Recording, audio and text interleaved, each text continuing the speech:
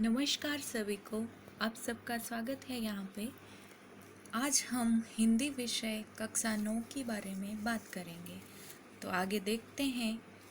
आज का काव्य है पहला, जिसका नाम है आराधना, और वसंत बापट जी ने इस काव्य की रचना की है। तो चलिए इसको विस्तृत तरीके से देखेंगे आज। यह एक प्रार्थना है। यह प्रार्थना हमारा जीवन कैसा होना चाहिए यह बताता है। तो हम सभी लोग कहीं ना कहीं किसी भी रूप में अपने लिए या अपने किसी दूसरे के लिए प्रार्थना ज़रूर करते हैं। तो हम प्रार्थना थोड़ी देखेंगे कि हम अपने जीवन में कहीं ना कहीं किसी भी रूप में प्रार्थना का इस्तेमाल करते ही करते हैं। ये वसंत बापट जी का चित्र आप देख सकते हैं। उनके बारे में थोड़ा सा देखें तो बापट जी ने 1948 में पुणे के सर परशुराम भाऊ कॉलेज से मराठी और संस्कृत साहित्य में स्नातकोत्तर की उपाधि प्राप्त की है। इसके बाद उन्होंने 1976 तक संस्कृत और मराठी की शिक्षा दी। पहले नेशनल कॉलेज और फिर मुंबई में नारायण रुईया कॉलेज। 1974 से 1982 के दौरान उन्होंने मुंबई विश्वविद्यालय में रविंद्रनाथ टैगोर अध्यक्ष के रूप में कार्य किया है। उन्होंने मास्टर डिग्री स्नातकोत्तर यानी कि आगे की पढ़ाई, मास्टर की पढ़ाई भी प्राप्त की है। वह है मराठी और संस्कृत साहित्य में। फिर उन्होंने संस्कृत तथा मराठी की शिक्षा दी। पहले नेशनल कॉलेज में पढ़ाते थे, फिर मुंबई में राम नारायण रुईया कॉलेज में पढ़ाते थे। आगे देखें तो उनके व्यवसाय के बारे में बापट जी ने स्वातंत्र्य संग्राम का हिस्सा थे और 1942 के भारत छोड़ो आंदोलन में भी भाग लिया था। उन्हें अगस्त 1943 से जनवरी 1945 तक जेल में रखा गया था।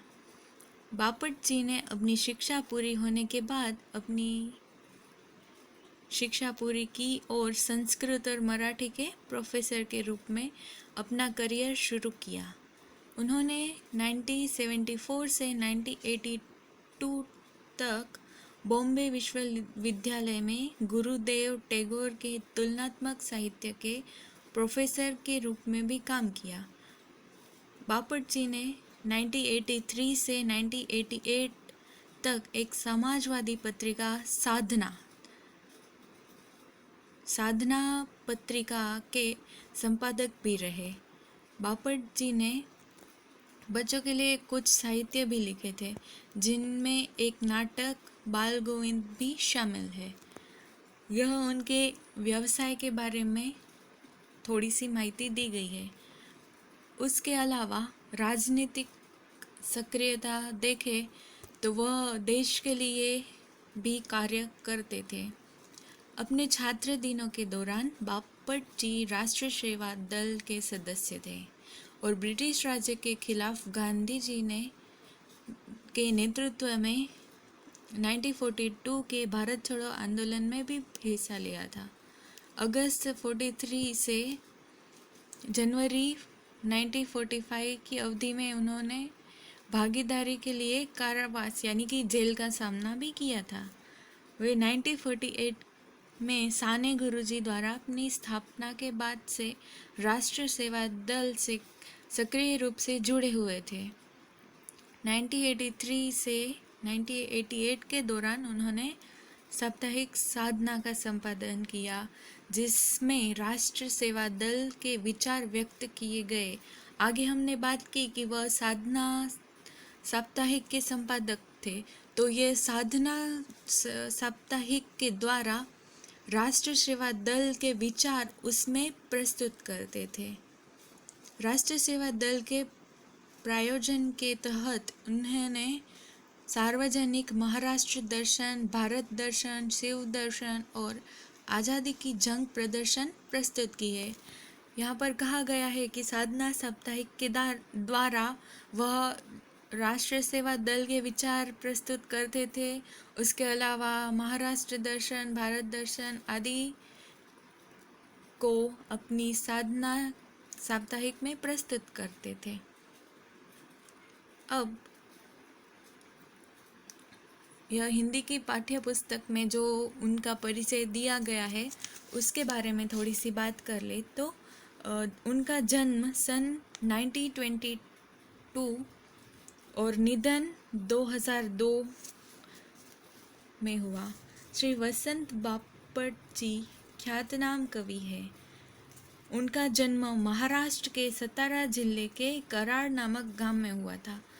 पुणे उनकी कर्मभूमि है, यानी कि पुणे में उन्होंने अपना सभी कार्य किया हुआ है। राष्ट्रीय सेवा दल में वह अग्रणी रहे हैं। व्यवसाय से प्राध्यापक रहे हैं, यानी कि शिक्षक का कार्य उन्होंने किया है उच्च दर्जे में। आपके कार्यों मतलब बापट जी के कार्यों में राष्ट्रभक्ति, काव्यों में राष्ट्रभक्ति, समाज जागरण एवं मानवीय संवेदना व्यक्त हुई है। सेतु, बिजली, शकीना, अकरावी यानी कि 11वीं दिशा, तेजस्वी उनकी रचनाएं हैं। अब इस काव्य के बारे में देखें तो प्रस्तुत प्रार्थना में सत्यम शिवम सुंदरम की भावना के साथ दीन दुखियों की रक्षा करना, मानवता की उपासना करना, भेदभावों से दूर करना, भेदभाव से मुक्त होकर विश्व बंधुत्व की स्थापना करना जैसे वैश्विक मूल्यों को हस्तांतरण करने की प्रेरणा देने वाली यह मराठी से अनुदित है। यह आराधना एक मराठी कविता का यहाँ निरूपण किया गया है।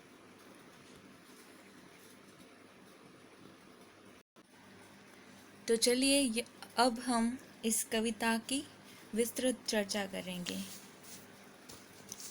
पहले है देह मंदिर चित्त मंदिर एक ही है प्रार्थना, यानी कि देह यानी कि शरीर, चित्त यानी कि मन। और तो यहाँ कहा गया है कि हमारे देह के द्वारा, हमारे मन के द्वारा एक ही प्रार्थना यानी कि कुछ निवेदन करना या कुछ ईश्वर से मांगना, ऐसा होता है। तो हमारे आत्मा से, हमारे मन से हम एक ही प्रार्थना ईश्वर से करते हैं कि सत्य सुंदर मांगल्य की नित्य हो आराधना। सत्य यानी कि सच्चापन, सुंदर मांगल्य यानी कि शुभकारी, मंगलकारी की नित्य यानी कि दररोज हो आराधना यानी कि पूजा। सत्य, सुंदर और मांगल्य। सत्य यानी कि वो सच्चाई हो, सच्चाई और सुंदरता तथा शुभकारी, शुभ विचार, उनकी नित्य आराधना हो, यानी कि उनकी पूजा हो। शुभ विचार, सुंदरता और सत्य की नित्य पूजा हो। आगे कहते हैं दुखियारों का दुख जाए है यही मन कामना। जो दुखी लोग हैं उनके दुख चले जाए, यही मन से हम प्रार्थना करते हैं। वेदना को परख पाने जगाए संवेदना। वेदना यानी कि दुख दर्द। किसी भी दुख दर्द को हम परख पाए यानी कि पहचान पाए ऐसी हमारे में संवेदना यानी कि हमारे हृदय में ऐसी फीलिंग्स हो कि दूसरों के दुख दर्द को हम पहचान पाए। दुर्बलों के रक्षणार्थ पौरुष की साधना। दुर्बल यानी कि कमज़ोर लोग, दुर्बल कमज़ोर लोगों के रक्षणार्थ यानी कि रक्षा करना। पौरुष यानी कि बहादुरी। तो यहाँ कहा गया है कि कमज़ोर लोगों की रक्षा करना, रक्षा के लिए बहादुरी दिखाना चाहिए। इसका यह मतलब होता है कि कमज़ोर लोगों की रक्षा के लिए हम बहादुरी की उपासना करें। अगर बहादुर बन सकेंगे तो ही कमज़ोर लोगों की रक्षा कर पाएंगे ना। तो बहादुरी की उपासना करने की यहाँ बात हुई है। आगे देखते हैं। जीवन में नवतेज हो, अंतरंग में भावना। जीवन में नवतेज यानी कि एक तरह का जोश, अंतरंग में भावना यानी अंतरंग यानी कि दिल और दिमाग में वह भावना हो। हमारे जीवन में एक तरह का जोश हो और दिल दिमाग में एक भावना हो। सुंदरता की आस हो, मानवता की हो उपासना। सुंदरता यानी सुंदर हो, सुंदर की आस यानी कि इच्छा हो, सुंदरता की इच्छा हो, और मानवता यानी कि इंसानियत की उपासना हो। उपासना साधना यानी कि उसकी आराधना हो। आगे देखें तो शौर्य पावे धैर्य पावे यही है अभ्यर्थना। शौर्य यानी कि बहादुरी मिले, धैर्य यानी कि धीरज मिले, यही है अभ्यर्थना। अभ्यर्थना यानी कि प्रार्थना। शौर्य मिले हमें धैर्य यानी कि धीरज मिले, बहादुरी मिले, यही हमारी ईश्वर से प्रार्थना है। भेद सभी अस्त होवे वैर और वासना। भेद यानी कि एक दूसरे में जो भेदभाव होता है, वह भेद सभी अस्त यानी कि समाप्त हो जाए, होवे यानी हो जाए। बैर और वासना, बैर भाव, हमारे मन में बैर भाव ना हो, और वासना जैसी मन की बुराइयाँ दूर हो जाए, यानी कि भेदभाव वो मन की बुराइयाँ, बैर और वासना जो मन की बुराइयाँ हैं वह सभी अस्त हो जाए। मानवों की एकता की पूर्ण हो कल्पना। सभी लोग, सभी मानव एक होकर रहे, वही एकता की पूर्ण रूप से कल्पना है। मुक्त हम चाहे एक ही बंधुता की कामना, यानी कि हम सिर्फ चाहे एक ही बंधुता की भावना। बंधुता यानी कि भाईचारा, सभी लोगों में, सभी इंसानों में यूनिटी बनी रहे, अच्छी तरह से मुक्त तरीके से यूनिटी रहे, एकता रहे, भाईचारा रहे, यही एक कामना है। ऐसा सभी लोगों में भाईचारे का भाव बना रहे, ऐसी भगवान से एक प्रार्थना है, आराधना है। इस तरीके से यह काव्य को प्रस्तुत किया गया है, जिसमें अच्छाइयाँ हो, लोगों का दुख दर्द हो, कमज़ोर लोगों की, ताकतवर लोग यानी अच्छे लोग उनकी मदद कर सके, एक दूसरे के साथ रह सके। जो अच्छे विचार वाले अच्छे लोग हैं उनको बहादुरी मिले, धैर्य मिले, यही हम ईश्वर से प्रार्थना करते हैं, और मन की सारी बुराइयां भी दूर हो जाए, ऐसी हम प्रार्थना अभ्यर्थ। इस तरीके से यहाँ कहा गया है कि प्रार्थना सिर्फ अपनों के लिए नहीं की जाती, लेकिन अपने साथ साथ दूसरों के लिए भी की जाती है, तथा दुर्बलों की रक्षा करे, इतनी सभी में हिम्मत आ जाए, और ताकि दूसरों की वह मदद कर सके। फिर कहा गया है कि दुनिया में सभी मानवों में एकता बनी रहे, न झगड़ा हो, न भेदभाव हो, और ये कल्पना पूर्ण हो, इस एक साथ सभी मिलजुल कर रह सके, न मन में किसी भी तरह का बंधन हो, जीवन में आज़ादी से बंधन मुक्त होकर सभी रहे, यही ईश्वर से हमारी प्रार्थना है, आराधना है। इसीलिए इस काव्य का शीर्षक आराधना रखा गया है, जिसका अर्थ होता है प्रार्थना करना।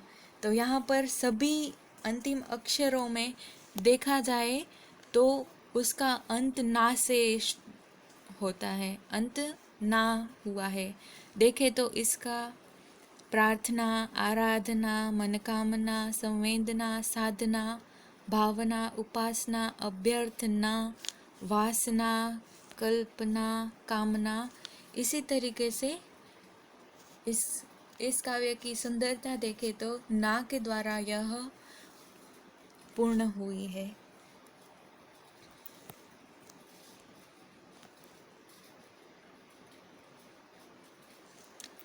आशा है कि आप सभी को यह समझ में आया होगा। Thank you.